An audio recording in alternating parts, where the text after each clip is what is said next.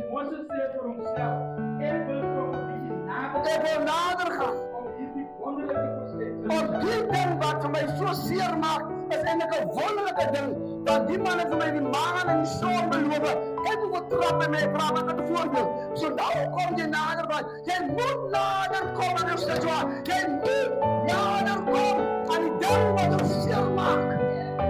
Jij kan niet nader komen aan iets wat je happy maakt. Jij moet ook nader komen aan iets wat je zeer. Ik zie hoe een gezonde man zijn lichaam manier opgesneden wordt. En we gaan zijn tonen te remove.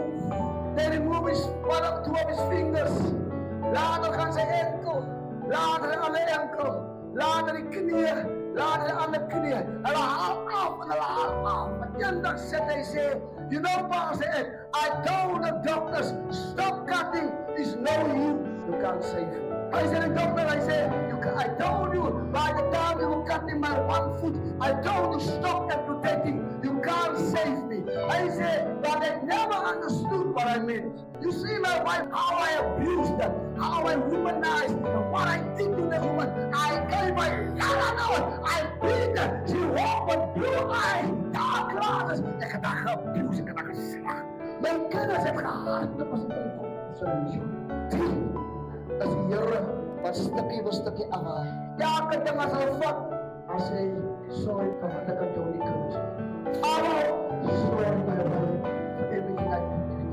Abba, you must deeply forgive me for what I've done to you. Abba, hy sê vir die dokters, ek het nou vrede gemaak. Ek het vrede gemaak. Dan sy my gerelease en begewe. Ek het myself begewe. God het my begewe. Almal het my begewe. Ek was so reg. Whenever God wants your attention, I say, He gave me signs after signs after signs. He lined up this connection, that prophet, that pastor, that bishop, until I met you. All I could hear you spoke was sanctification, holiness. Sanctification, holiness in your mind. Here brought Moses, but I brought another book. Boss brought the idea the Here brought Moses sa aandak. Boss and Moses said himself, let me come closer so I can see what is the phenomenon, what is the potential. Wat ek nie verstaan nie. Ek gaan aan. Hy sê, skryf wat die Here sê. Die Here sien dat hy nader kom. When God noticed, when the Lord saw, when the Lord observed, toen die Here oplet, dan hy kom nader en die Here wil het ding vir jy vandag in die kerk doen. Want jy moet nader kom en jy moet toelaat dat die Here sien jy kom nader. Moenie sê met die mond jy kom nader. Ek is by Isa huis op by Isa werk om te sien dat jy nader kom. Ek is Isa baas, ek is manager.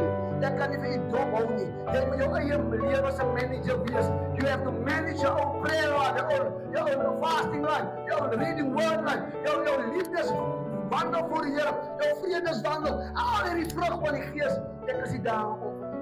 Maar die Bybel sê, die Here sien dat Moses kom nader. Ek gaan aan hy sê, God na hom. en die Here begin praat.